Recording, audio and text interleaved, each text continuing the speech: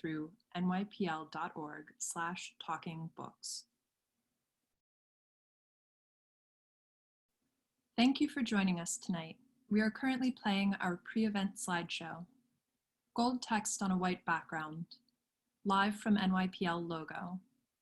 Live from NYPL presents Bestiary, K-Ming Chang with Charles Yu, October 5th, 2020, 8 p.m. EDT. This slide features an image of the book jacket.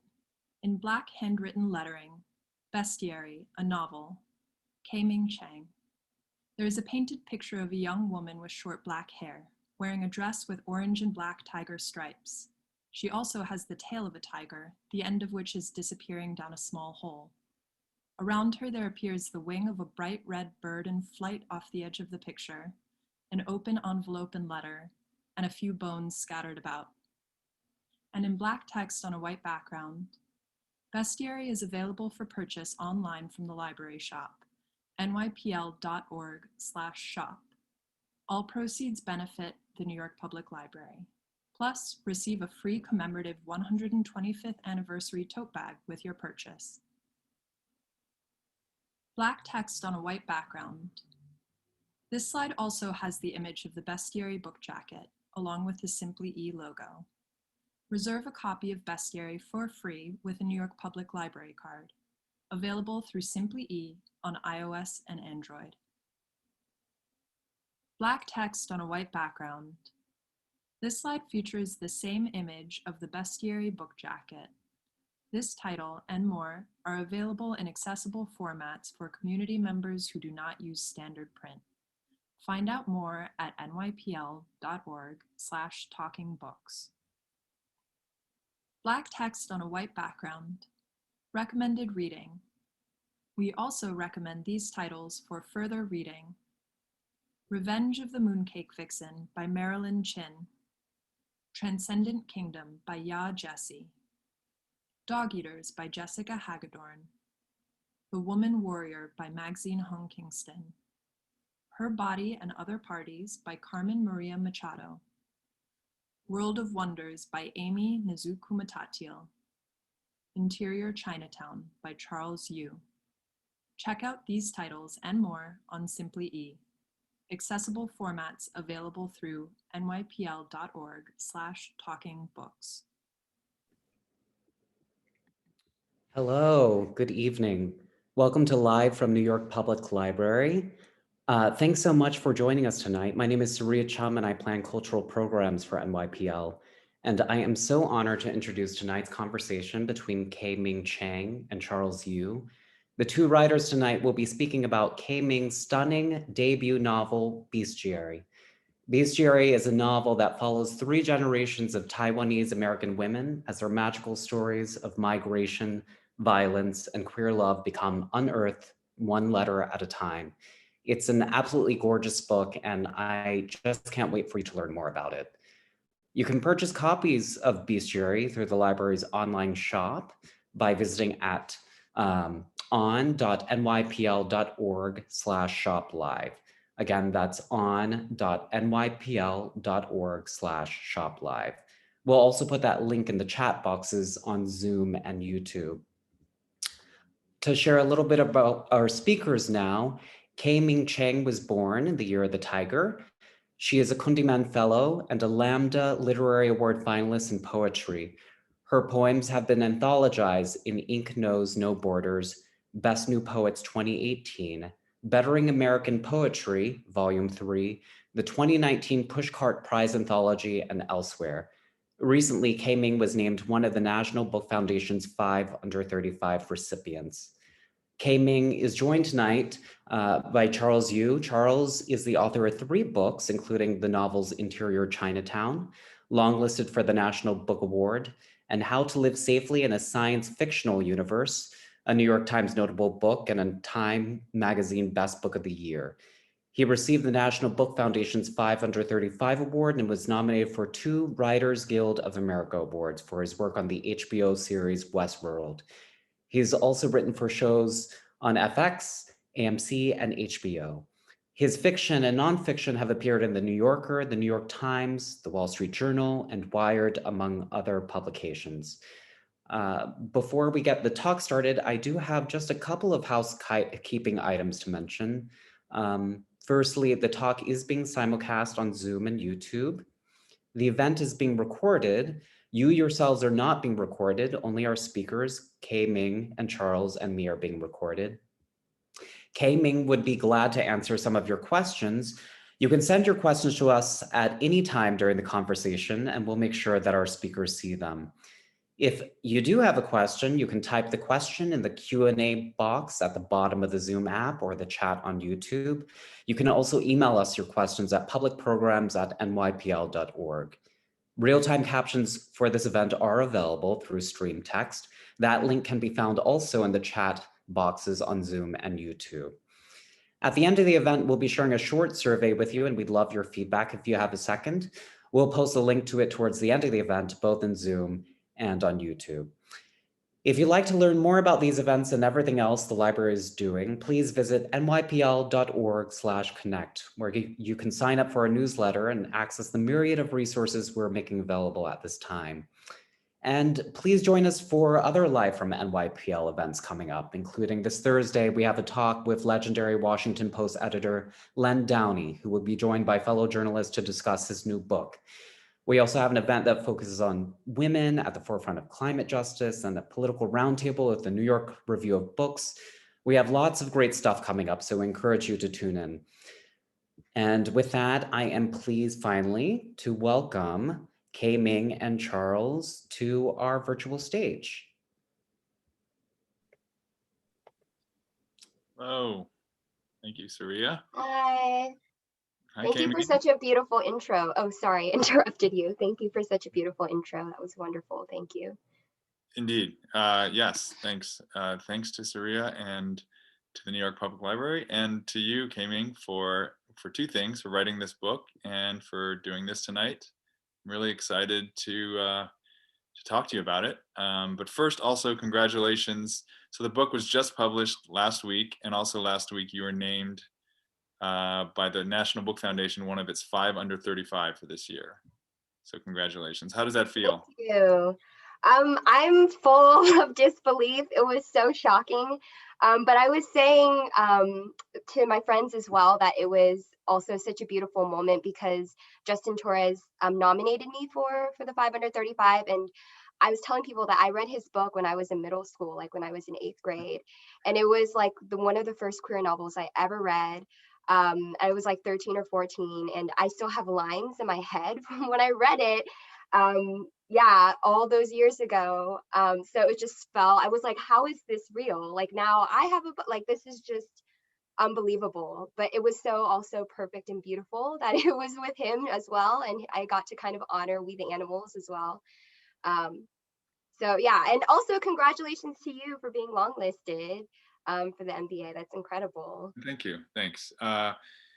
I wasn't going to bring it up, but since you opened the door and talked about middle school, I have to say that makes me feel so old because I remember when Justin Torres's book came out, and I was not in middle school.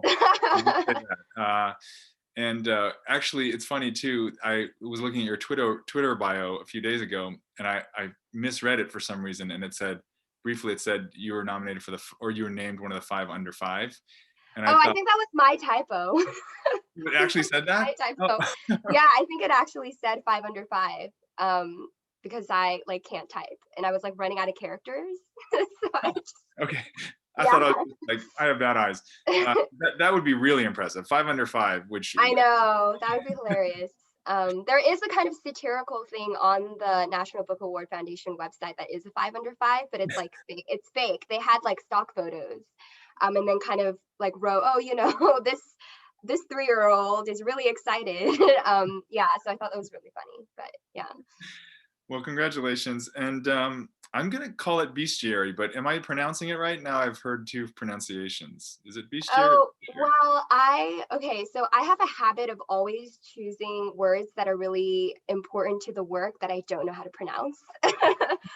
So I actually don't know how to pronounce this word correctly, and I've seen many conflicting reports, but I always think that this is probably in the spirit of the book, because it's all about like stories having all of these different versions and sides and no canonical versions of things. So I'm like, you know what, bestiary, it's going to be a made-up word. It's going to have all these different pronunciations. They're all going to coexist, all these different versions. So I say bestiary, but really anyway works. Anyway, Okay. yeah. I'll call it bestiary.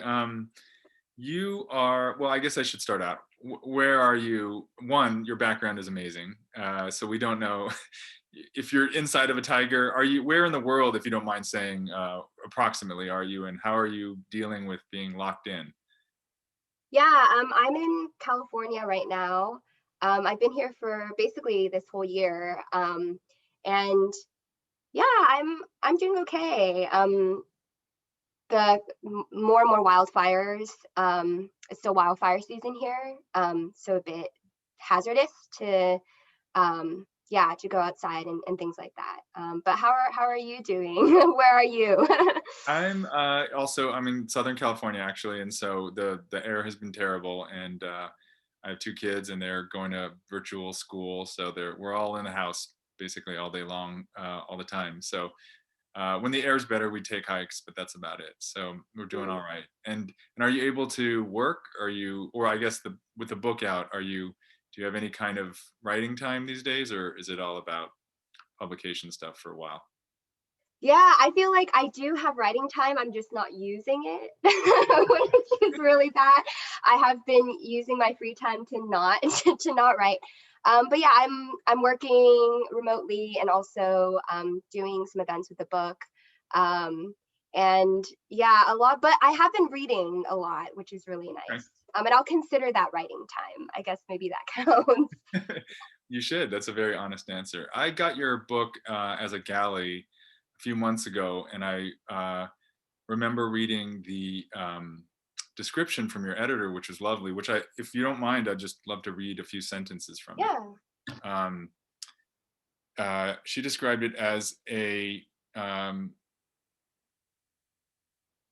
oh no, of course I don't have it now. Oh, here we go. It's a novel of migration, queer lineages, and girlhood that subverts the static idea of a canonical history by centering the margins and allowing the women at the center to embody their own stories, which had me right away. I think of it in terms of a nutshell as an intergenerational story told in the three voices of Taiwanese American women, as Saria said. How would you describe it, more importantly? Yeah, I would. Yeah, Nicole Counts is my editor, and Victory Matsui, who is my previous editor. I can kind of hear their language coming out in that beautiful description. Yeah, I really agree with that. I do think at its heart, it is an intergenerational story. A lot about intergenerational trauma, but also about transformation and what's possible. And yeah, a bit like anthropomorphic and tails growing, kind of a fantasy as well. Yeah. Well, there's a lot already in there, and I'd love to start with, in terms of the intergenerational. So there are three characters or three voices, I guess, in terms of the structure. It's daughter, mother, and grandmother. Is that how you refer to them basically, or think about it? Yeah, I think that's probably the easiest way. Yeah.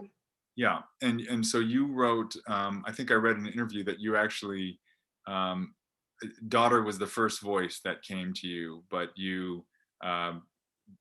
but then I don't know, you must have written all the other parts in different orders, or how did the writing of it go? If you want to talk about that at all. Yeah, it's total chaos. It was total chaos. Yeah, definitely the daughter section. I was actually writing essays. And some of those sections from the daughter came out of essays. I realized that I couldn't really enter that essayistic space without entering through fantasy or magic in some way. So I remember this wasn't the very first thing that I wrote. Actually, the very first thing that I wrote ended up being cut from the book, which was really devastating for a moment. But I realized it was no longer. Basically, I'd written about a patriarchal character, the grandfather. And I realized that the story was no longer about the patriarch, it was about the women and how they responded and reacted to him and to their world. And so it became about the women, and I kind of excised that part out. But yeah, so I was kind of writing essays and then bits, and then I realized that it was kind of growing out of control. And then slowly, like the mother's voice, I remember her section, which is now the first chapter of the book, was actually the very last thing that I wrote. And for a long time, in draft after draft after draft, the very first chapter of the book now was the last chapter, which was the mother section. But it felt like a very urgent voice to me. And then for the grandmother section, I actually wrote all of the letters at one time. And for a while, they were just like stuck in the book, like a photo insert or something, just like a giant insert of letters. And I realized I had been thinking of them as kind of a static body, but really they need to be more kind of porous and alive. And that's where the more poetic structure of the letters came about. And as I kind of created a very loose plot arc through the book, the letters became little stepping stones and helped create a structure. I think it's so interesting to hear you talk about the pieces, how they came to you, in what order, and you know, as someone who's, you know, struggled with a novel for many years, for me, it's finding the way in. And if I'm hearing you right, you found a way in, but then later you imposed a kind of, like, as you said, loose plot structure, I think. What did it, I guess, when you found your way in, and then when you realized kind of what you were doing, how did you start to conceive of that, I guess? And then did it feel organic to put the plot on top of it? And if you wouldn't mind also just kind of giving a brief synopsis of that plot. I just asked you 3 questions, which is totally unfair. Oh, no worries. No, I can totally answer them because they're all kind of connected. But so the kind of again, very loose plot of this book is that the daughter eventually uncovers, or actually pretty soon in the book, realizes that she's growing a tiger tail overnight. And then she has to kind of live with this tail, and the tail is a bit of an impetus, yeah, is that the correct word? Or the tail is some kind of like tool or pathway through the book that drives it forward, and the mystery of the tail. And then eventually she kind of goes back in the generations for their stories, but also to confront her grandmother. So that's kind of like a very brief account of events. Yeah, for me, it was, I had all of the pieces, and I wrote them in this very like generative space that felt really, really hard to kind of reclaim now, because it was so kind of untethered and unhinged in a lot of ways. And then it was really just like shuffling around all the pieces and figuring out a way that there could be a through line through all of them, because all of the pieces had their own arc originally. And that was one of the main edits that I got, was that it seemed like there was a beginning and end in each section. And it's like, well, then what kind of makes them a whole? Like, why are they together? And then the tail, I think, helped create that, hopefully create some kind of like momentum in the story as well. Yeah. It definitely does. Although for me, anyway, reading the experience, both as a reader and also as someone who writes stuff, trying to understand how someone could, I think there's 2 kinds of books. There's the kind where you're like, I can sort of imagine creating this, even if I couldn't do it. And then there's the kind where I'm like, I can't imagine how she created this. I mean that is definitely as a compliment. And, you know, I sort of think of it, anyway, to me, as this kind of intense fusion of myth and poetry and fable. And your language is so, I'm just going to say intense again, because I'm struggling, but it really is visceral, and it's it really plunges you right into it. It's immersive, I guess. And so for me, the forward momentum wasn't even my concern once I sort of got just a few pages in. But it is interesting to hear you talk about how you conceived of it. And then in terms of, if you don't mind me asking sort of another craft question, how long did it take to write from start to finish? If you have a... Yeah, well, one thing that you said kind of sparked something for me too, which is I think that's right, in that the linearity felt kind of wrong for the book, because I think I wasn't really writing in that space. I think I was writing to kind of subvert this idea of progress. And I think a lot of times, like with Western literature and a lot of literature that I love too, like there is such a focus that like a valid book has to be kind of progressive in some way, or like linear. And I felt like the book was, I purposefully wanted to play with that, and think more about how things can accrue, rather than like, and how fragmentation is just as natural as you know. I think we tend to think that linear time is real because of capitalism and things like that, but it's like really not real. In the world of the book, I feel like linear time is also very it's not really the reality. But yeah, and also to answer your question, it was actually a really fast writing process. It was only a couple of months, maybe 2 or 3.5-ish months at kind of the longest. And but the editorial process took about 2 years. So I always say that this book was written in edits, and it completely was written in edits. Anytime anyone's like, oh, I really like the holes, I really like the tail, I'm like, that was all through edits. The holes were not in the original draft. The tail was like 5-10 pages. So I'm also really lucky in that the people who took on my book were willing to not have an end trajectory that they could see. They were willing to go there with me and like disassemble the whole thing, which I think is so rare and just was really amazing. Yeah, that is special. I mean, I have the good fortune of working with editor and agent who have the same, it sounds like similar to what you're describing, infinite patience, a lot of editorial talent, and but the kind of eye towards, you know, the light at the end of the tunnel. Yeah. You spoke a bit about the in another interview, the porousness, you know, between the voices, and how there was a kind of you know, sort of, again, non-linearity, or you wanted to have the voices almost blend together in a way, if I'm not misstating that, which I thought was fascinating. If you care to speak to that at all. Yeah, well, I think that's another thing that when I was thinking about like, oh, what is literature and what is like a book with multiple POVs, like my first kind of thought is like, oh, every single voice has to be very distinct, and hold this kind of like individual's personality, and every POV has to be very distinguishable in a certain way. And that's always such a joy and pleasure to read. And when people do it, it's like absolutely masterful. And I'm always like in awe. But I also was really interested. I also was like at the same time not that interested in doing it with these characters in particular. Like I didn't think too much of like, oh, how would she sound? Like she's 14. Like what would she talk like? And like I wasn't kind of thinking about those things because in my mind they were all part of this, I don't know, mythic. In my previous event, we talked with Franny Choi, I talked about like mythic time. Like they are all kind of part of this mythic voice and lineage, and there's kind of a collective voice that's happening at the same time that's like undergirding all of their voices.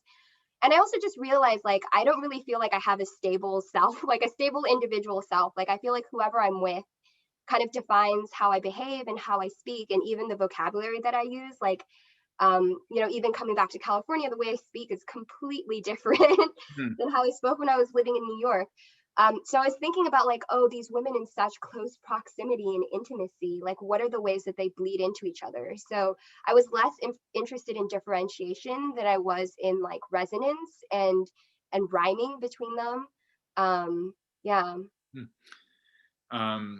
I think it's fascinating. I want to come back to a couple of things, but you did remind me that I never feel more Californian than when I'm in New York City. And I'm like, oh, I walk really slow. I'm probably a little too laid back for my own good. I would never survive here. So, okay, having just spent several minutes talking about nonlinearity, only for the sake of discussion and for people who may not have read the book yet, I will artificially impose a linear framework, at least for the purpose of this. Generationally, the progression here is a story that moves from Taiwan to Arkansas to the third generation in California, with overlap, I guess. There, so the sort of migrations, I guess. There's even a migration at some point from the mainland to Taiwan that happens, I guess, before the book. And there's and so also I think might have been an interview either with BOM or Asian American Writers Workshop. Both of those were great interviews. If people want to check them out online, about intergenerational trauma and the body. And I thought that was fascinating. I couldn't formulate a question better than just ripping off the questions of those interviewers. So I'll just kind of throw it to you in kind of a soft, way, if you don't mind. But what does intergenerational trauma mean, I guess, first of all? And if we could start there. Yeah, that is it's a huge question I'm always kind of grappling with, which I think in the book, it's really about, or a question that I always had is like, is it possible to inherit memories that aren't yours? Like, kind of against that idea of like a, blank slate, tabula rasa idea, like, because the circumstances of your birth they're so important. Like, is it possible to inherit other people's memories? Like, that was a question that I've always had since when I was little, because I felt like I could remember things, or I'd been told stories or absorbed stories that felt like they had happened, generations ago. And I always think like, oh, or is, what I'm afraid of, or what I desire, like something that is a response to something generations ago. Like, I think we all have those questions to a certain extent, things that feel really inexplicable about ourselves, or our bodies, that we kind of like are grasping for a lineage for, or that's how I felt.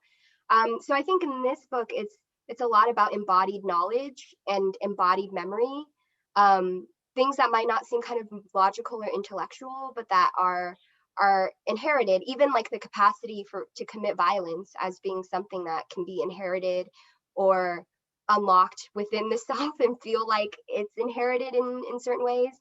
So that's what I think as well. And I also remember like reading a lot of, not reading a lot, but like doing a little bit of research about how people say that, your genes can change when you experience something like epigenetics. And so, like what you experience literally kind of changes your body and also the bodies of those who come after you. And all of that was really weighing on me. Yeah.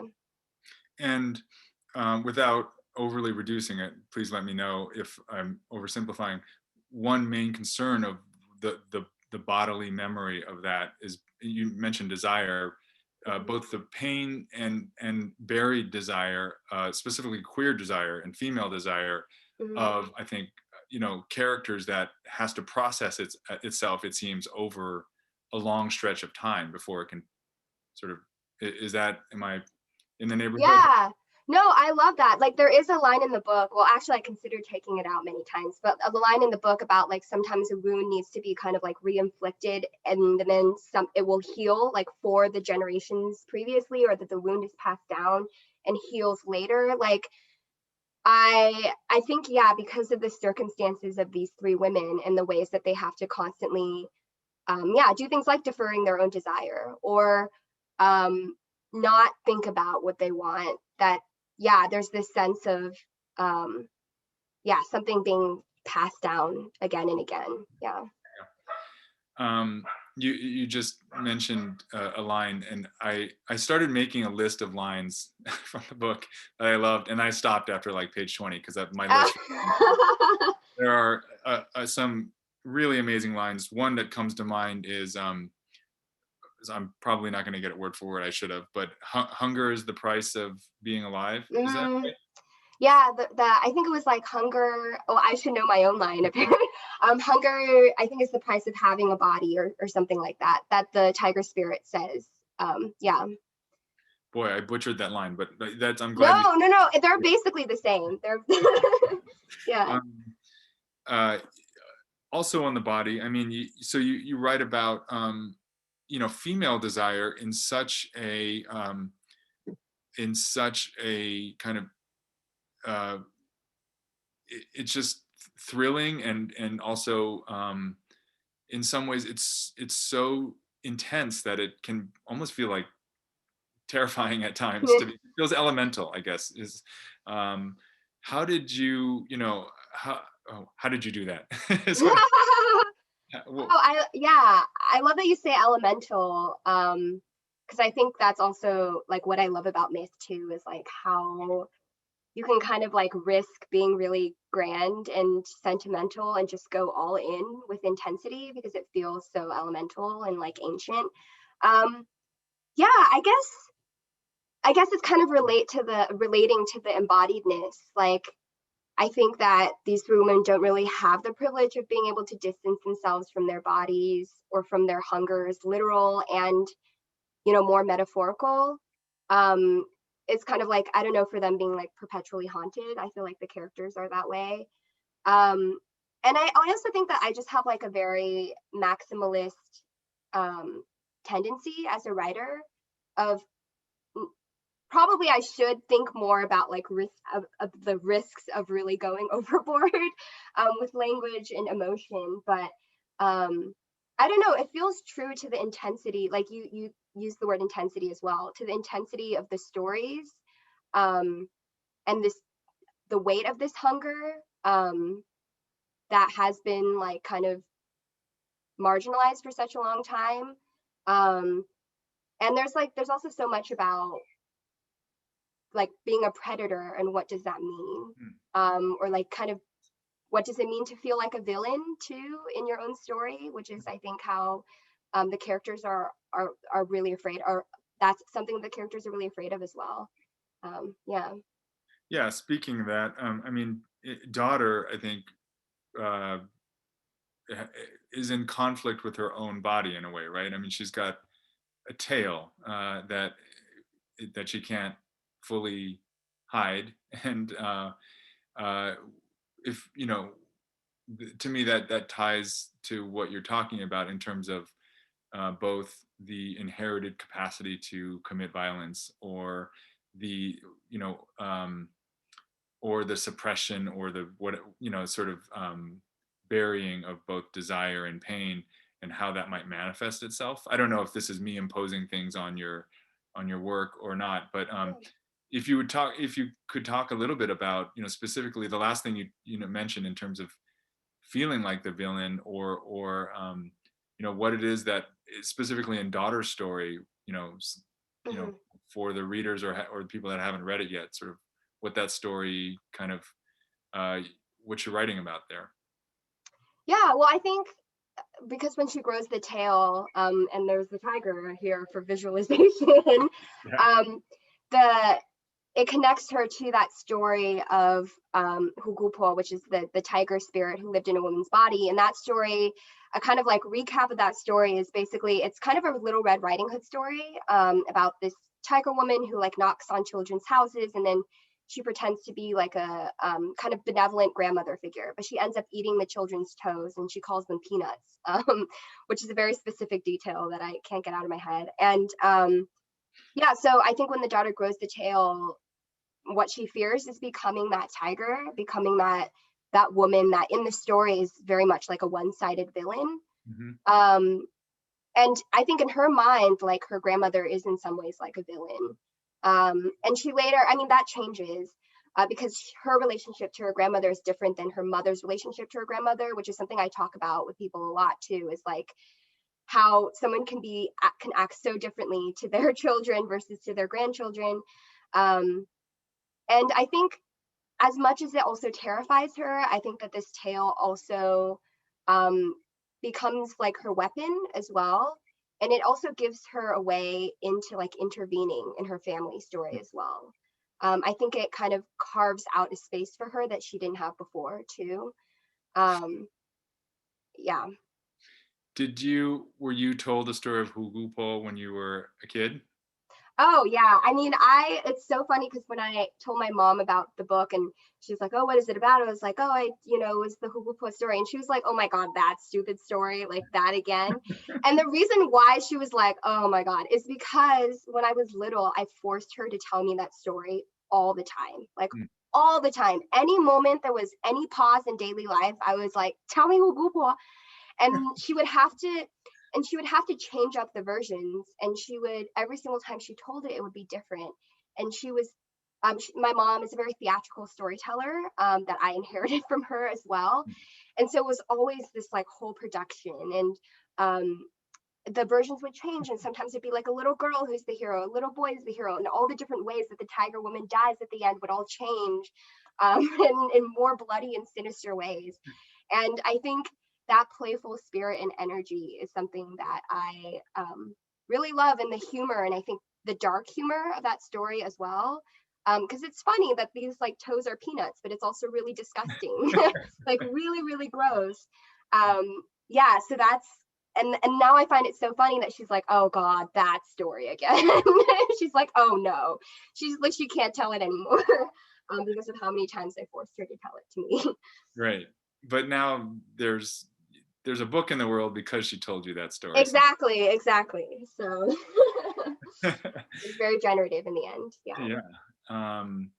You mentioned playfulness. There is a playfulness in the book as well. I think there are points. I love like footnotes in the letters, and there's just a sense in which even though the voice can feel very serious to me at times, there's also a wildness to it that where I don't know at any. I could turn the page and be in it, I just didn't know what was going to happen next. I mean, I really, it is a very surprising book, page to page as well. So I don't even, again, I don't know how you go about constructing something like that. Hearing you talk about a 2-year editing process makes me feel a bit better, because when you said you in 2 to 3 months, I was like, end the Zoom. I'm not going to do this. Oh no, it's like totally unrecognizable draft, that first draft. No, but I'm glad that you mentioned the footnotes, because it's something, well, at the same time, I'm so happy that I kept in the book. Whenever I see them, I also get a little bit of a twinge of guilt, because I think that in my mind, like I always thought that, oh, in order to be like a real literary writer, like everything I do has to have like logical consistency and intention. And I was like, it's not logically consistent for her voice, the daughter's voice, to be so different in these footnotes, because it's not really her voice. It's just me having fun. And I was like, I can't be a writer if I'm having fun. That's not what people told me that writing is. Like everything has to, yeah, there's a kind of like, everything has to be polished in a way, or in my head, that's what it was. And I was like, yeah, like the daughter's voice in the footnotes it's just a different voice. It is really different than the voice that she uses to narrate with.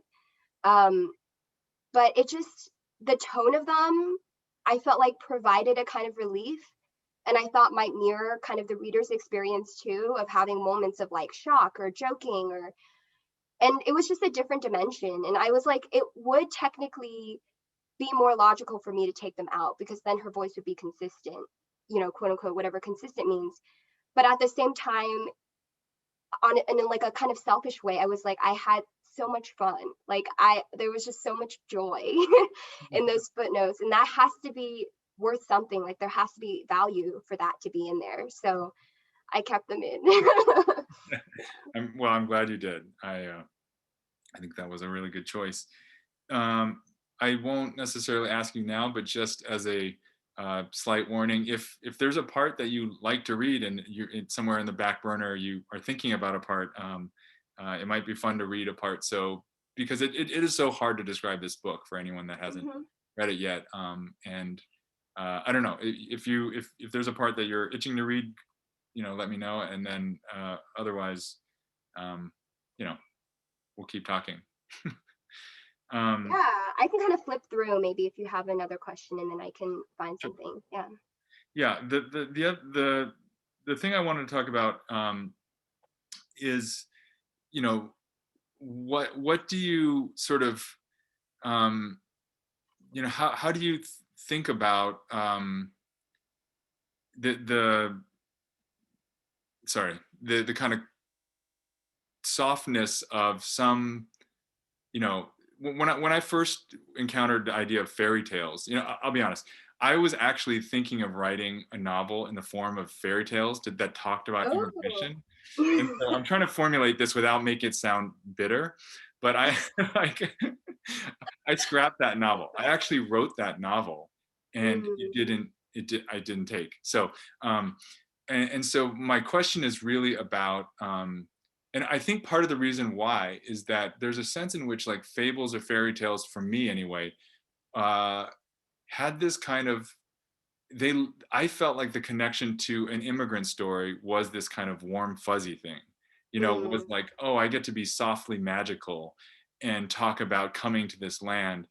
And your book was this bracing kind of, slap in the face, like, no, That's not what a fairy tale is. And I was like, oh yeah, duh. You know, I mean, even going back to, you know, Grimm, you know, going back to Hans Christian Andersen, those are brutal, sort of dark stories. And I think there's a part of this that if I haven't yet conveyed it, you know, I want to talk about.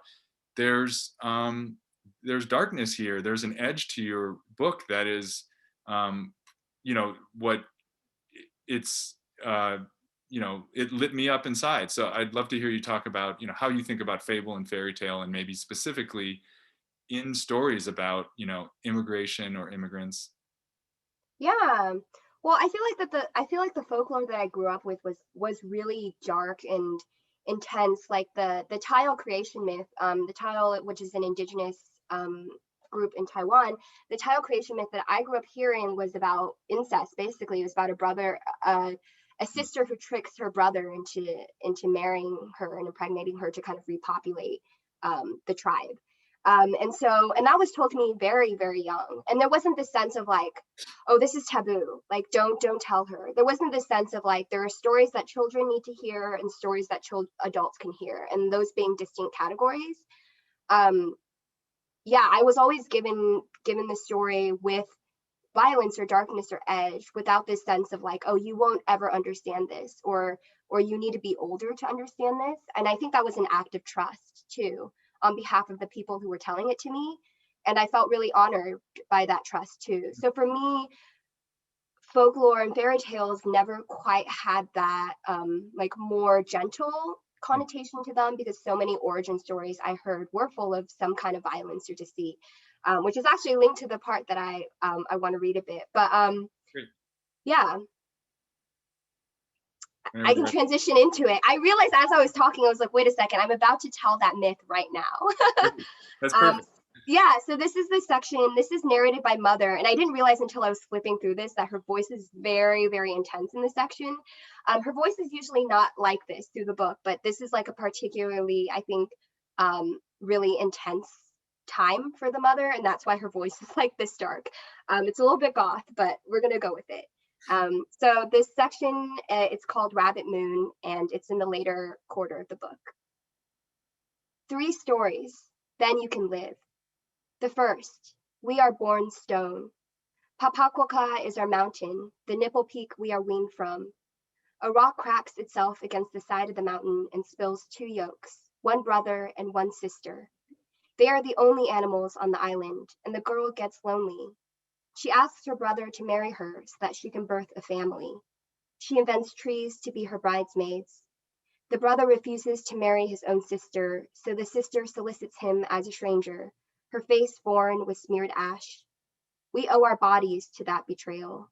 We are conceived from deceit. The second, back on the island, Ba told me the moon was pregnant with a rabbit.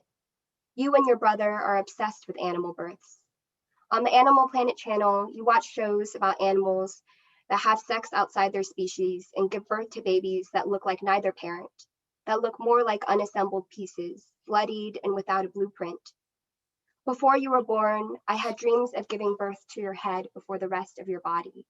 I thought I'd have to sew you together with floss, puzzle your bones back together. I understand animals that eat their runts. Better to swallow them inside your body than let them be taken, buried outside of you.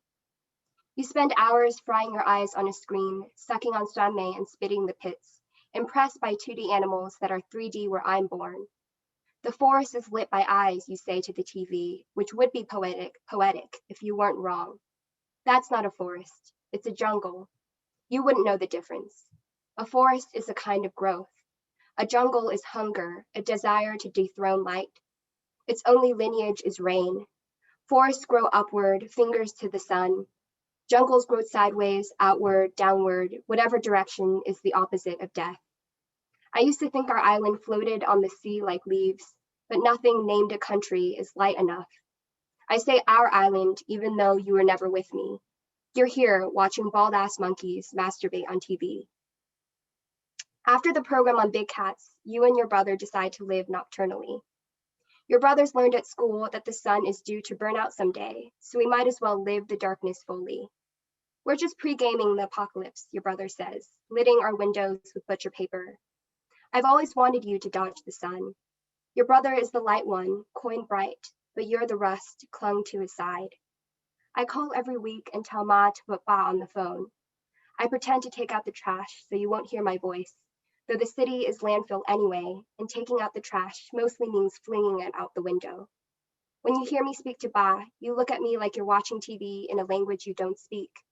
You move your mouth in sync with mine, trying to match the words to a pre-existing key, but there are certain sorrows I've severed from you. This is all of them. When Ba calls me by my Jia's name or my mother's name, even though Ma is right beside him, waiting for him to misspeak so she can whip him with the bone cord. When I was still a girl sapling, Ba made whips for the oxen he steered through the fields in summer, drying the cowhide on our laundry line. The whips were made of the same skin they scarred. That's what I learned. The best thing for breaking skin is skin. So that's Thank that you. section. Right. Give us some reading. Yeah, that section is very, very intense, but kind of an example, I think, of the kinds of myths that I grew up with. Yeah. There's a density and a music to your language. I mean, you're a poet, right? I mean, are you still, and I think, you know, Li Young Lee is one of the epigrams to the book. Are you still writing poetry? Do you still plan on writing both fiction and poetry? Yeah, I mean, I've temporarily paused from poetry to kind of work on prose. I think whenever I feel kind of like restlessness within the genre, I always go to one or the other, and it almost like provides a respite from the other. And especially whenever I start to feel really, really stuck, or like I'm no longer surprising myself, or I can kind of predict where I'm going with my language, it is nice to kind of take from either, you know, and to also read poetry and read a lot of poetry and how that informs me. So I feel like it's always part of my consciousness, even if I'm not necessarily like actively writing it. Yeah. Or I hope so. No, it you know, it bleeds through, I think, all of your language. I just want to tell people watching that we're about to, you know, start taking questions. So hopefully you can have had a chance to formulate some questions. And for K-Ming here, you know, before we transition to that, I also wanted to ask you, you know, you mentioned the Taial, you know, and that was, I can't think of a novel that I've read in America that even talks about indigenous people in Taiwan. Yeah. Which is really, you know, just great to even be talking about this at the New York Public Library, basically. So. Yeah, no, thank you for mentioning that, because that's also something that I've been kind of afraid lifelong that will be completely erased, because I think it's not something that we have a vocabulary for. Like, what does it mean to be indigenous to another country, but then to be here and to be like a settler and a colonizer? So like, it's so complicated. And I was like, how do I write that relationship? How do I, you know, evoke that? And I think that, yeah, this is definitely my attempt. Yeah. Yeah, it's I am grateful personally, and I want to, like, my I know, you know, there's people in my parents' community that I think would also be very grateful that you've put it in a novel that is now, you know, long listed for awards and you know, out there in the world, and it's just, it's a great thing. So thank you. I think we've got some questions. Yeah. Let's see. You kind of touched on this. I mean, basically the question is, yeah, the relationship of prose to poetry and what it's like to switch back and forth. And the question also asked about Kathy Park Hong and Ocean Wong. And as a reader, the richness of the language is a reward. So how do you feel about writing in the impoverished world of fiction? No, that's so funny. Yeah, I think for the first one, yeah, I also feel like my inspirations change so frequently too, and or not change, but I feel like I'm constantly receiving like new inspirations. I recently started reading a book by Janelin Guo, which is called Our Colony Beyond the City of Ruins, and just the speculative elements and the language that's kind of like deceptively simple, but is full of like nuance and strangeness is something that I'm really absorbing right now, and really love. So that's the first one. And then the second one, prose versus poetry. I think that poets have a really high tolerance for fragmentation and not making sense, which I really enjoy. And I think there's a kind of quality that allows, like, I think part of poetry is also like you put it on the page, and obviously there's like rigorous editing, but oftentimes when you kind of like show it to the world or submit it to the world or even submit to publications, there isn't this expectation of like, oh, we're going to have this back and forth editorial relationship. It kind of like values that it's like almost a moment in time as well with poetry. So I feel like with prose, I've become a little bit more like systematic with my writing, which is not necessarily a bad thing either. I think I'm probably more disciplined with prose, but that could also be because like I think prose and novels and things are more tied to capital and money, and so that's why maybe like I'm like produce. But yeah, I guess that's like the first thing that I think of when like with the relationship to prose and poetry. And I always love reading prose by poets as well. Yeah, Liang Li, who's one of the epigraphs in the book, his memoir, The Winged Seed, I love so much. Like I think the sentences in that book are just like every single one. It's like relentlessly beautiful. And I really love that he doesn't hold anything back, or it feels like he's not holding anything back. Yeah.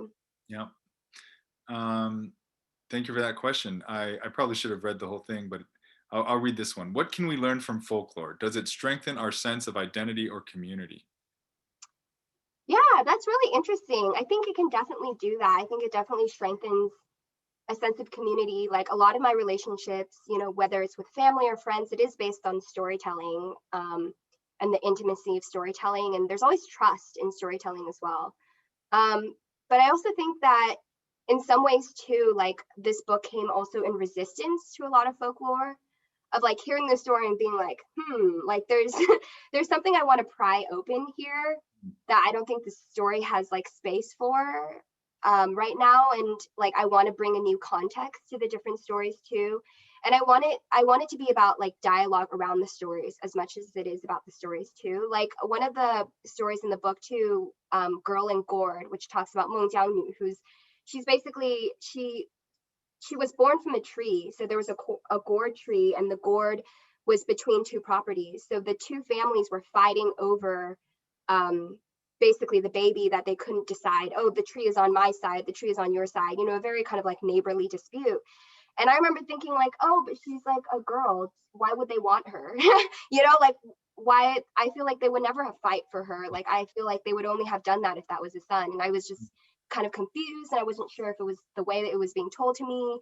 But the fact that I projected onto it that kind of like shock and those certain values, I think that ended up making it into the book, and I think is really interesting because it brings new context to this story.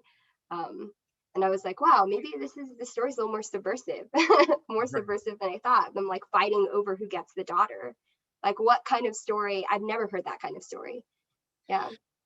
Yeah, I think I want to get to the next question, but just as you were speaking, it made me think, you know, from a posterity's point of view, you've taken a myth that was, or fables that are largely folklore that's largely oral, you know, and maybe now there are internet archives, but a lot of it could be lost, but, you know, and to put it into written, you know, and in English where it reaches people that it may not have reached otherwise is a great thing.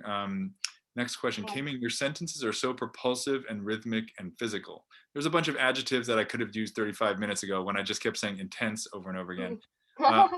I promise that I have more vocabulary in that, everyone. It's just that it's scary to be on camera. I know you've talked about some of your broader inspirations before, but can you talk more about the writers that inspired your sentences?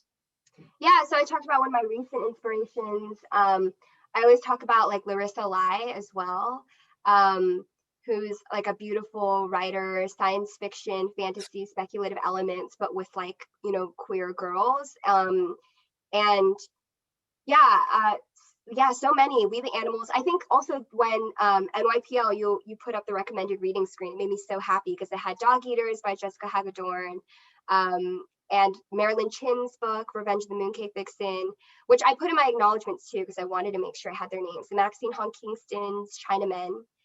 So all of those recommendations, I felt like, oh, this is calling upon like the aunts of my book, the aunties of my book. So yeah, they're definitely a huge inspiration. Did you got an MFA, right, K-Ming? I didn't. Yeah. You studied writing undergrad, or? Yeah. I took electives. Yeah. Okay, I see. What is the utility of a shared family narrative? In what kind of scenarios must we disrupt that narrative? And what scenarios should uphold it? Oh, that's so interesting. The utility of a shared family narrative. That's so interesting because I feel like oftentimes it's so fragmented and based on your position in the family. Like I feel like the narrative that like a patriarch would use to talk about a family would be really different than like a servant or a daughter or a mother, and that it is actually really splintered, or at least I feel that way. And that was what I was really interested in too, like conflicting narratives about a family. So I think what disrupts it oftentimes is like who is telling the story, and like what does it mean for the people who aren't like in power, or the ones who like feel like they have the authority to make the narrative, to tell the narrative. I don't know if that answers the question fully, but those are like the things that come to mind. I think that's a really interesting way to think about it, and it made me remember when you mentioned that there was a patriarchal point of view that got excised from the book, which is so meta and perfect. I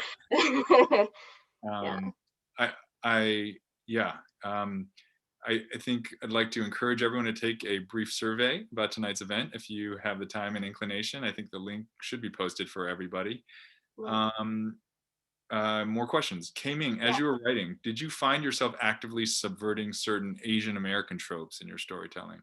Wow, I feel like I feel like I wasn't consciously thinking of that, but I do remember thinking that this story was I wanted it to be as much about like kind of an internal migration within the US as it is about like a migration across, waters and international borders. Like the reference to Journey to the West is not really Journey from Taiwan to America, but Journey from Arkansas to California, which is a Journey to the West. Sure. Which I don't know if anyone will get that, but for me, I was like, oh, like you think it's like, oh, east to west, but it's Arkansas, it's like Pine Bluff to LA, ha ha ha. I think it's really hard to like think like as I'm writing to think consciously about what I want to subvert, but I know oftentimes like when I'm writing, like there are like certain voices that I feel like are like protesting in my head that are like, hey, I want to say this, I want to contradict this, like that's not how it is. And I really enjoy listening to those voices and having my own assumptions challenged throughout the process. But yeah, like things like that, there were just like certain stories that I feel like I hadn't yet seen, like the kind of migration from Arkansas to California in an Asian American context that I was really interested in. Next question. Thinking about what you said about voice and not differentiating too much between daughter, mother, and granddaughter, is that why you also don't really give them proper names? I didn't mean to imply I actually don't know where the question is coming from, but if I implied that they're not differentiated, I didn't mean to do that. No, not at all. I said that. No worries. I said that I really didn't, like it wasn't at the forefront of my mind to differentiate them, and I kind of enjoyed not like having them have shared vocabularies and syntax and things like that. This question is so brilliant because I've never thought about this in relation to not giving them proper names, but that makes a lot of sense. So yes, Asker, you're so brilliant for like putting these things together. I love when like my own intentions are revealed to me because it makes me feel like I actually have a smarter self in the back of my head doing things. So this is really brilliant. I think that's definitely connected because I wanted to show that like each like the mother was also a daughter, like simultaneously. She was a mother and a daughter simultaneously. So she calls her mother Ma, but she also answers to daughter, and in those chapters. And I wanted also that the daughter in the end, when she basically forces her mother to have a road trip. It's very strange. She's like leading her mother to the car. And for that moment, for the daughter to be more like a mother figure and to have a role reversal. So they have very fluid relationships with each other. So that was definitely it. Like, I was like, okay, she's Ma, but she's also Ama. She's a grandmother to someone and she's also mother to someone. And that might be a bit confusing as well, but I was willing to risk it. And then, yeah, the other thing is, like, I think on a more basic level, I just don't know the names of any of my family members. Like, I really don't know. Like, I forget that they have names because I call them by their relation to me. You know, whether it's like my sixth aunt or my, you know, great uncle's cousin on my father's side. Like, that's how I know them. I was shocked to know, like, when I was a kid, I was shocked to realize that my grandparents had names. I couldn't believe it. I was like, no, they don't have names. Like, what are you talking about? Because it's always a relational, everything's always filtered through like your relational dynamic. And it also made me feel very like connected to my mother to be called by the rule that she used to be called by. It's like we went by the same name, and that made me feel really like intimate with her. Yeah, no, I love that. I always, it just makes me think of when, like, I know, you know, my father's sister's husband, you know, I know what to call him. And then sometimes I'll see his name's written somewhere. I'm like, oh yeah, that's his name. It's like John, you know, like not his name, but you know, it's his government name. But you mentioned cutting a big chunk about the grandfather that you wrote early on. What was that story? How did it inspire you to start writing this book? And how did it turn out not to fit with the book in the shape that it eventually took? Yeah, I mean, I'm glad that you mentioned it because it actually got published over the summer as a prose piece in Apogee Journal. And so it did end up finding a home, which I was really happy about. But the original story was, it was very much centered on the story of the grandfather and how he kind of like bounced from different homes. And his narrative, his history, which we get a little bit of in Bestiary, or but you know, kind of like the also war trauma that he carries. But it was very much kind of, he was like the central figure. And it was really heartbreaking to cut out, but at the same time, it didn't feel quite right. It just felt like I was like pattering about the margins, but wasn't fully, I wasn't like fully intentionally shaping things. And I know I say a lot that I never do things intentionally, but in this moment, in deciding to kind of let that piece find its own home, I realized it felt right. It also felt like strangely exploitative as well, because that piece was kind of the closest to my own life as well. And I just, I felt wrong to kind of put it in the novel. So, it felt kind of antithetical to what the book was trying to do. So, but it ended up finding its own home, which I think is really beautiful, that things can find their own place as well. Don't have to just like, you know, be on the cutting room floor. Yeah. It is. I mean, I think that is beautiful how that actually worked out. And that seems like a good place as any to wrap up. I want to thank you for writing, again, this brilliant book. If you're in the audience, haven't read it yet, please read it. If you have, thank you. Bestiary, just published last week.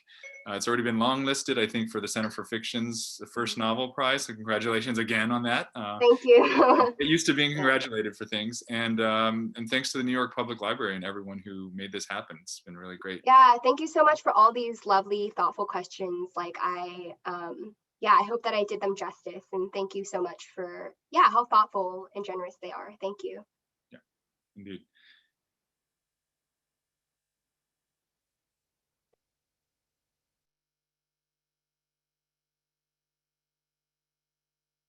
Black text on white background. New York Public Library lion logo, 125 years. Learn more about the New York Public Library, nypl.org.